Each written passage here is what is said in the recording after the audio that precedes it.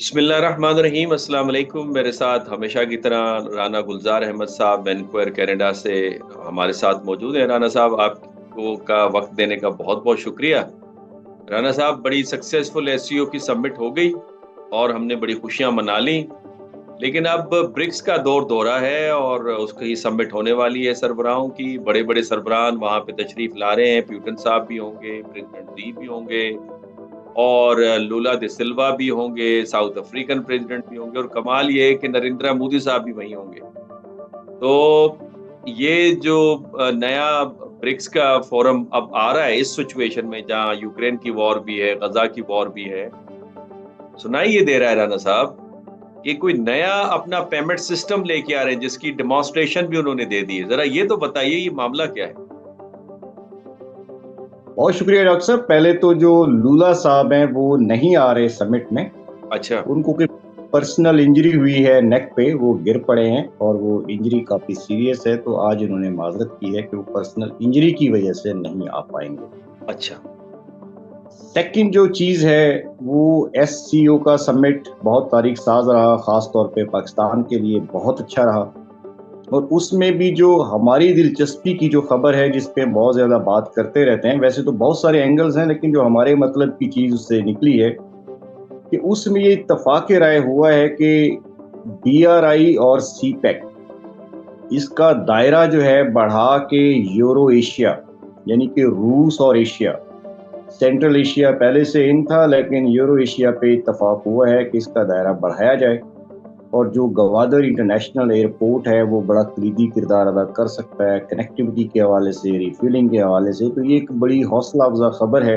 کہ be R I اور سی pack کا بھی جو دائرہ ہے وہ مزید بڑھنے کی طرف جا رہا ہے، اور اسی کی مد میں بہت ساری فردر جو ہے انویسٹمنٹس جو کہ بلینز ڈالر کی ہیں ڈیفرنٹ کنٹریز کی طرف سے، اس کی آفرز ہوئی ہیں، اس کی ہم نیکسٹ ویک ڈیٹیل میں بات کریں گے۔ سیکنڈ چیز، دوسری آپ نے برکس کی بات کی، ڈیفینیٹلی یہ وہی بلاک ہے کہ ایشیا از رائزنگ، ٹھیک ہے، وہ رشیا ہے، وہ چائنا ہے، وہ انڈیا ہے، وہ پاکستان ہے، تو یہ وہ بلاک ہے جو دھیرے دھیرے رائز کر رہا ہے، کیونکہ اس کے پیرلل دوسری طرف صرف جنگ و جدل ہے، چاہے وہ مڈل ایسٹ ہے، ناٹو ہے، ٹھیک ہے، بلکہ جو روس کے پریزیڈنٹ ہے پیوٹن صاحب، انہوں نے تو کہا ہے کہ ناٹو ہمارے ساتھ وار میں ہے۔ تو بہرحال جو دوسری سائیڈ ہے وہ جنگ و جدل کا شکار ہے، توڑ پھوڑ کا شکار ہے، دوسرے لفظوں میں ہم کہیں گے کہ وہ کمزوری کی طرف دھیرے دھیرے چل رہی ہے، چاہے وہ ناٹو ہے یا جتنے امریکہ کے الائنس ہیں، ٹھیک ہے، وہ گین نہیں کر رہے۔ تو یہ ایک اچھی بات ہے کہ ایس سی او سمٹ کے ساتھ ہی اب برکس کا سمٹ ہے اسی مہینے ہے، بلکہ اب تو تیاریاں اس کی عروج پہ چلی گئی ہیں۔ کازان رشیا میں ہو رہا ہے اور پوری دنیا سے جو ہے وہ لیڈرز آ رہے ہیں، بلکہ تو سری لنکا اور دوسرے کنٹریز نے بھی خواہش ظاہر کی ہے کہ ہم اس کا باقاعدہ ممبر بنایا جائے۔ اور اس وقت تک کی جو سچویشن ہے رائٹ ناؤ کہ 43% آف دا گلوبل پاپولیشن اس کی نمائندگی کر رہا ہے برکس، جو کہ تقریباً ہاف آف دا ورلڈ ہے، اور اس میں بڑی تیزی سے اضافہ ہو رہا ہے، ٹھیک ہے نا، جو کنٹریز ہیں جو جوائن کرنا چاہتے ہیں اس کی سپیڈ کافی تیز ہے، اور یہ ایک حوصلہ افزا چیز ہے۔ جو آپ نے بات کی ڈیجیٹلائزیشن کی، کہ جو نیا پیمنٹ سسٹم انہوں نے سٹارٹ کیا ہے، تو اس پہ کافی عرصے سے ہوم ورک ہو رہا تھا کہ برکس جو ہے وہ اپنا ایک پیمنٹ سسٹم اور ڈیجیٹل کرنسی جو ہے اس کو لانچ کرے۔ تو ابھی لاسٹ ویک یہ بڑی ڈیولپمنٹ ہوئی ہے کہ انہوں نے پیرلل ورلڈ فاسٹسٹ جو ہے پیمنٹ ٹرانسفر سسٹم جو ہے اس کا ماسکو میں افتتاح کر دیا ہے انہوں نے، اور اس پیمنٹ سسٹم کی جو سپیڈ ہے وہ جو ایگزسٹنگ اس وقت چینلز ہیں اس میں کافی تیز ہے، کیونکہ یہ ڈیجیٹل کرنسی کا دور ہے۔ بہت سارے جو کنٹریز ہیں وہ کرنسیز پرنٹ کرنا ہی چھوڑ گئے ہیں، جس میں چائنا قابل ذکر ہے۔ تو وہ جو ڈیجیٹل ٹرانسفر ہے جس میں بہت زیادہ جو ہے کام ہو رہا ہے، تو اس حوالے سے بڑا انہوں نے اہم رول پلے کیا ہے، اور دنیا کے بہت سارے کنٹریز نے اس کو اپنا بھی لیا، اس کا نمبر بہت بڑا ہے۔ تو اس وقت جو چیز چل رہی ہے وہ یہی ہے کہ اس کا باقاعدہ ایک کارڈ سسٹم بھی لانچ کیا گیا، جیسے ایک ڈیبٹ کارڈ ہوتا ہے نا، کریڈٹ کارڈ، ڈیبٹ کارڈ، اس کا بھی باقاعدہ اس کی لانچنگ سیریمنی ہو چکی ہے، اور وہ بہت سارے کنٹریز میں اویلیبل ہونا شروع ہو چکا ہے۔ اسی طرح جو ہے اس کو کنیکٹ کیا جا رہا ہے بلاک چین کے ساتھ، شاید آپ نے سنا ہو جو اس وقت دنیا میں جو موسٹ ماڈرن ٹیکنالوجی ہے جس میں بٹ کوائن کا بہت ذکر آتا ہے پچھلے 10-12 سالوں سے، تو جو بلاک چین ٹیکنالوجی ہے جو کہ فاسٹسٹ ہے، کیونکہ ایک سیکنڈ آپ کو یاد ہوگا کہ ہم کبھی پیمنٹ ٹرانسفر کرتے تھے ود ان کنٹری ہمیں 8 سے 10 دن لگ جاتے تھے، منی آرڈر آ رہا ہے منی آرڈر جا رہا ہے. تو یہ گلوبل کرنسی جو تھرو ڈیجیٹلائزیشن ہے یا جو بلاک چین کے تھرو ہے، یہ ود ان سیکنڈ کا کام ہے کہ دنیا میں کہیں بھی جو ہے وہ ایک کلک پہ ٹرانسفر ہوتا ہے. تو جو برکس ہے اپنے پیمنٹ سسٹم کو وہ لنک کر رہا ہے بلاک چین کے ساتھ، اور اس وقت بلاک چین جو ہے وہ موسٹ ماڈرن تھنگ ہے. ہمارے پرائم منسٹر یاد ہوگا عمران خان صاحب بھی جب پرائم منسٹر تھے تو وہ بلاک چین پہ بہت زیادہ بات چیت کیا کرتے تھے، اور وہ اس طرح کا سسٹم جو ہے وہ شاید سوچ رہے تھے کہ پاکستان جیسے کنٹری میں بھی شروع ہونا چاہیے. بہرحال پاکستان ابھی اس میں بیہائنڈ ہے، لیکن جو لیڈ کر رہے ہیں اس وقت وہ رشیا ہے، اس میں چائنا ہے، اور اسی طرح اس میں جو یو اے ای ہے، ایون اب سعودی عربیہ ہے، یہ کافی تیزی سے، بلکہ جو دبئی ہے اس وقت وہ اس کا ہب بن چکا ہے. تو یہ وہ ساری چیزیں ہیں جو برکس کو ہی سپورٹ کر رہی ہیں. یہاں میں ایک اور چیز آپ کو جو زیادہ اہم ہے وہ یہ ہے کہ جو اس ماڈرن ٹیکنالوجی کو بلاک چین کو جو بہت زیادہ سپورٹ ویسٹ میں ہے وہ صرف ٹرمپ صاحب ہیں، ڈونلڈ ٹرمپ صاحب جو اس کو پہلے بھی سپورٹ کرتے رہے. اب جو الیکشن کیمپین ہے انہوں نے اس کو فرنٹ پہ رکھا ہے کہ ہم جو ہے اس کو امریکہ میں جو ہے وہ سپیڈ اپ کریں گے، اس کی ایکسیپٹنس کا جو لیول ہے اس کو بڑھائیں گے. اب یہاں جو امپورٹنٹ چیز ہے وہ یہ ہے کہ ٹرمپ صاحب پہ یہ لیبل رہا ہے کہ یہ شاید رشیا سپورٹڈ ہیں یا رشیا نے پہلے بھی ان کی جیت میں اہم کردار ادا کیا تھا.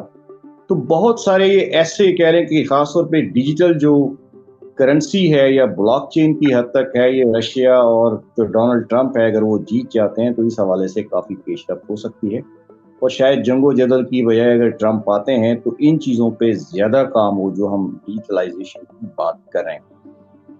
اور اسی طرح جو دوسری چیزیں ہیں اسی حوالے سے وہ یہ کہ اس کے دائرہ کار کو بڑھایا جا رہا ہے، اور جو ٹرمپ کی ہم بات کر چکے، اور جو باقی جو چیزیں ہیں وہ وقت کے ساتھ ساتھ جو لاسٹ ویک میں نے آپ کے ساتھ ایک اور بھی رپورٹ شیئر کی تھی جس پہ ہماری بات چیت بھی ہوئی کہ صرف بلاک چین یا ڈیجیٹل کرنسی نہیں، جو اوور آل دنیا کو چینج کرنے جا رہی ہے فیوچر میں، جو دنیا میں اہم رول پلے کریں گی کہ کس کنٹری کو کس رفتار سے جو ہے وہ ڈیولپ ہونا ہے، اس میں ٹیکنالوجیز کا رول بہت اہم ہے. اس یہ میں رانا صاحب اس کی طرف ہم آتے ہیں، یہ آپ نے بڑا اہم نقطہ اٹھایا ہے، لیکن میں چاہتا ہوں اس سے پہلے تھوڑا سا یہ بتائیے گا کہ پاکستان کے اندر الیکٹرک وہیکلز کے آنے کی بات ہو رہی ہے، اور میں دیکھ رہا تھا ایک انفارمیشن جو آپ ہی نے شیئر کی تھی کہ میگا موٹر کمپنی جو ہے اس کی شراکت داری ہے بی ڈی وائی کے ساتھ، اور وہ یہاں پہ کمپنی بھی لگانے جا رہے ہیں وہیکل موٹرز، جو الیکٹرک وہیکلز جو ہیں ان کی سیل بھی ہوگی، اسپیئر پارٹس بھی بنیں گے. اس کے بارے میں تھوڑا ہمارے لوگوں کے، ہمارے ناظرین کے لیے بتائیے. جی 3 مہینے پہلے آپ کے وی لاگ میں ہم بی وائی ڈی کی جو انویسٹمنٹ ہے، انٹینشن ہے ٹوورڈز الیکٹریکل وہیکلز، اس میں ڈیٹیل سے بات کر چکے تھے کہ وہ پاکستان میں آنے کا اعلان کر چکا ہے. اس میں ان کو لوکل پارٹنر چاہیے تھا جس کا آپ نے ذکر کیا، وہ ان کو مل گئے، اور اب ان کا باقاعدہ ایگریمنٹ سائن ہو چکا ہے، اور یہ جو ہے اس کی باقاعدہ پروڈکشن جو ہے پاکستان سے ہی شروع ہونے جا رہی ہے. اور یہ پاکستان میں پاکستانیوں کے لیے یہ بہت بڑا بریک تھرو ہے، کیونکہ ایک تو اس کی کاسٹ بہت کم ہے as compare to west. Even Canada اور امریکہ میں تو بی وائی ڈی کی جو الیکٹریکل وہیکلز ہیں وہ چونکہ پرائس وائز بہت کم ہے، ایون 50% چیپر دین ٹیسلا جو اس وقت ورلڈ کا لیڈر ہے. اس میں ایک تو 50% قیمت کم ہے، اور دوسرا ٹیکنالوجی میں وہ اس سے پیچھے نہیں ہے بلکہ اس سے بہتر ماڈل جو انہوں نے بنائے ہیں. تو نارتھ امریکہ چونکہ اس کو کمپیٹ نہیں کر سکتا پرائس وائز، تو انہوں نے یہ کیا ہے کہ انہوں نے 100% ڈیوٹیز ٹیکسز اس پہ لاگو کر دیے ہیں تاکہ جو پرائس کا لیول ہے وہ تقریباً برابر رہے ٹیسلا کے. ایسا انہوں نے ایپل اور ہواوے کے فونز میں بھی کیا تھا کیونکہ وہ کمپیٹ نہیں کر سکتے تھے. دین دے ٹوک دس کائنڈ آف اسٹریٹجیز. تو بہرحال ان شارٹ یہ ہے کہ اگر یہ پاکستان میں جو ہی یہ پروسیس سٹارٹ ہوتا ہے تو ایک تو سستی الیکٹریکل کار اویلیبل ہوگی، اور اس سے یہ ہوگا کہ ایک تو پولوشن، جو الیکٹرک کار کا کمال یہ ہے کہ اس کی زیرو ایمیشن ہے. آپ کو پتہ ہے کہ وہ بجلی ہے، جیسے آپ سیل فون کو چارج کرتے ہیں ویسے ہی آپ کار چارج ہوتی ہے. میرے پاس بھی گھر میں 2 کاریں ہیں اس وقت، دونوں الیکٹرک ہیں. میرے گھر پہ اس کا چارجر لگا ہوا ہے، وہ اس کو ہم پلگ ان کر دیتے ہیں، شام کو صبح اٹھتے ہیں تو وہ فلی چارج ہوتی ہے 500 کلومیٹرز. دوسرا کاسٹ وائز بھی بہت چیپر پڑتی ہے ایز کمپیئر ٹو فیول. جو ہے فیول اگر آپ کا $500 پر منتھ ایکسپینس آتا ہے, میں ایوریج بات کر رہا ہوں, تو جب وہ ہائیڈرو یا الیکٹریسٹی پہ آتی ہے تو وہ 100 پہ آ جاتا ہے. یعنی کہ وہ ریڈکشن جو ہے وہ میسو لیول پہ ہوتی ہے, اس کی افورڈیبلٹی بڑھ جاتی ہے.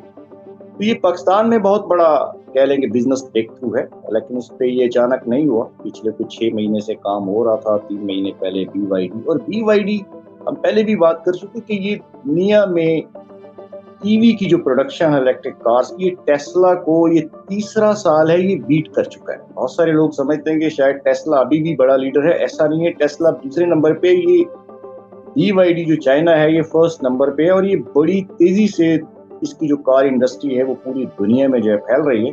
اور یہ پاکستان کے لیے بہت بڑی خبر ہے کہ ایک تو فارن انویسٹمنٹ آ رہی ہے, اور پھر BYD جیسی کمپنی کا آنا اور پاکستان میں جو ہے لوکل پارٹنر کے تھرو اس کی مینوفیکچرنگ کرنا, it's a big news for Pakistan. اچھا, ویسے رانا صاحب اس میں احتیاط کیا ہے؟ لائک یہ کہا جاتا ہے کہ برسات کے اندر اس کے الیکٹرک وہیکلز کے حوالے سے بڑی احتیاط کرنی پڑتی ہے.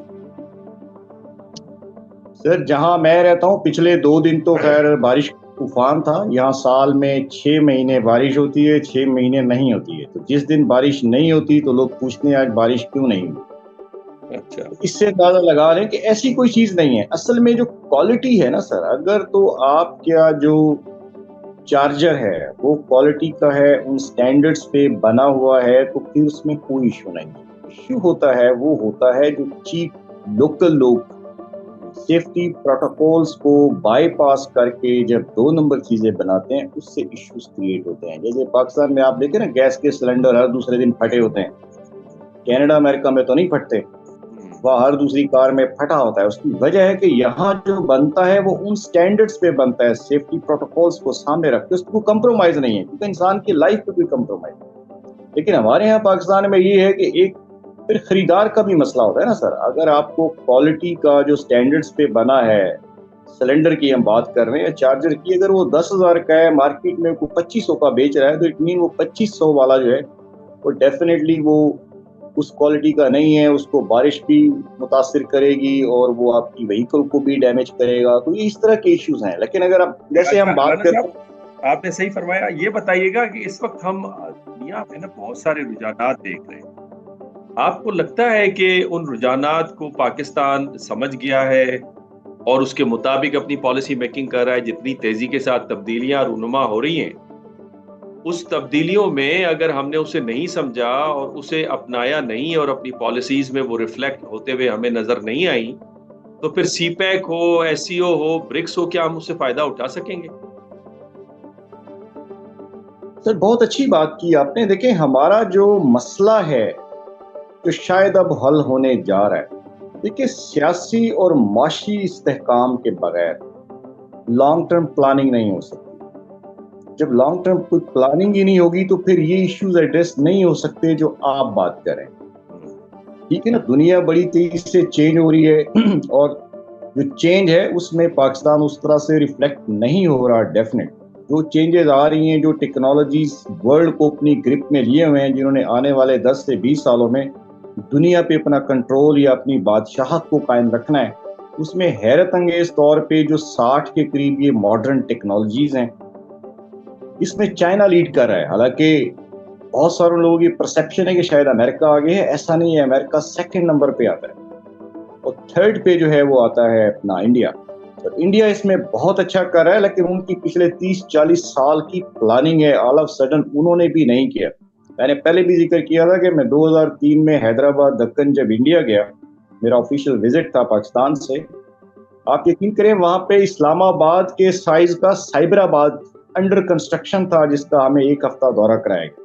اور ہمیں یہ بتایا گیا کہ 20 سال کے بعد انڈیا نے چونکہ گلوبل لیڈر بننا ہے, یہ سائبر آباد جو ہے اس میں مین رول پلے کرے گا. اور آج 20 سال کے بعد وہ جو ان کے اس وقت چیف منسٹر صاحب تھے, مجھے ان کی باتیں یاد آتی ہیں چندرا بابو نائیڈو صاحب کی, کہ ہم اس وقت مذاق سمجھتے تھے کہ کیونکہ ڈنر ہم اکٹھے کیا کرتے تھے کہ 20 سال کے بعد انڈیا گلوبل لیڈر بن جائے گا. اس وقت انڈیا کی اکانومی کی حالت بہت خراب تھی, لیکن جتنا بڑا اسلام آباد ہے اتنا بڑا صرف سائبر آباد جو ہے وہ انڈر کنسٹرکشن تھا. آج 20 سال کے بعد کینیڈا میں مجھے جتنے بھی IT کے ٹاپ کے لوگ ملتے ہیں, یا وہ بنگلور انڈیا سے ہیں یا حیدرآباد انڈیا سے ہیں. میں حیران ہوتا ہوں کہ وہ واقعی پوری دنیا میں چھا گئے اور انڈیا جو ہے وہ کہاں سے کہاں چلا گیا, دنیا کا تیسرا بڑا لیڈر بن گیا.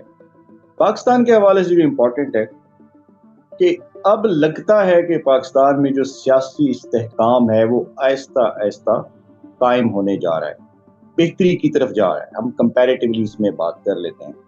لیکن اس ساری سچویشن میں جو 2-3 اچھی خبریں ہیں وہ یہ ہے کہ ایک تو اسلام آباد میں آئی ٹی پارک کا قیام ہے. اب کراچی میں اناؤنسمنٹ ہوئی ہے کہ آئی ٹی پارکس, اسی طرح چیف منسٹر پنجاب نے اناؤنس کیا کہ ہم 5 بڑے آئی ٹی پارکس قائم کرنے جا رہے ہیں.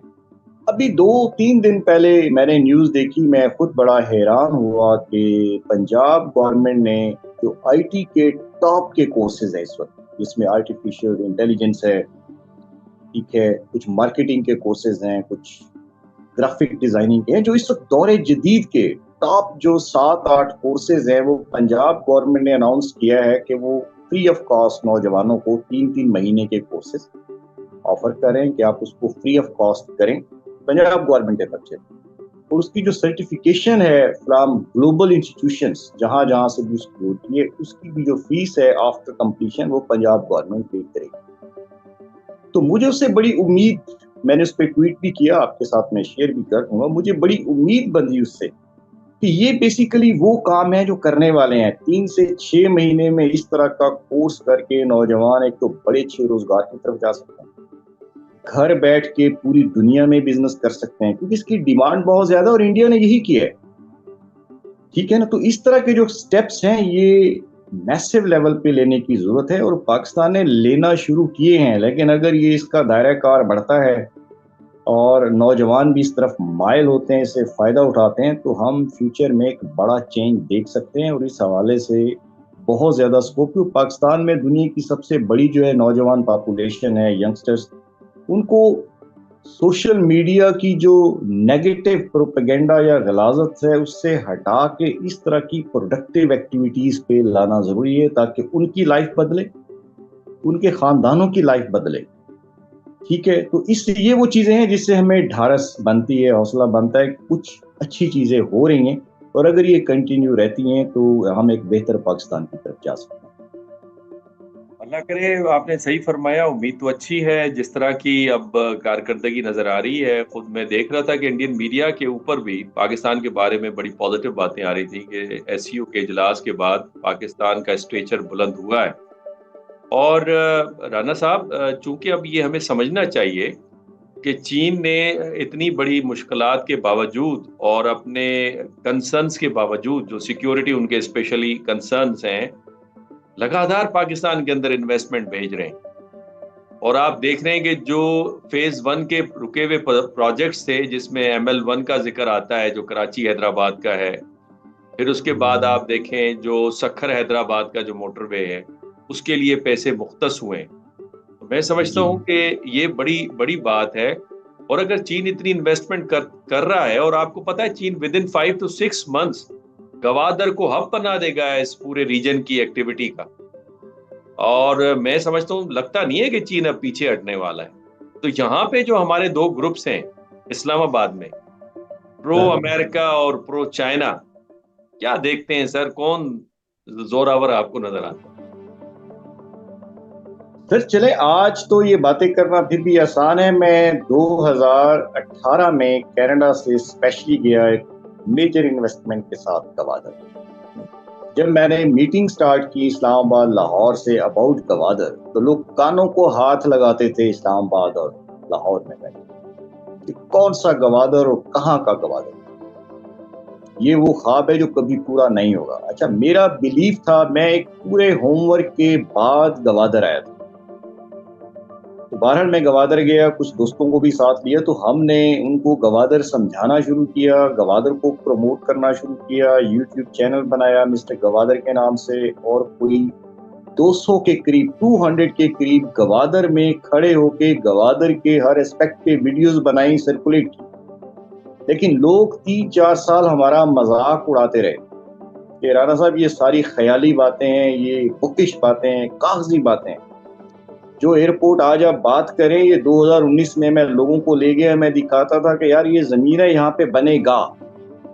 کیونکہ وہاں ایک اینٹ بھی نہیں لگی ہوئی تھی.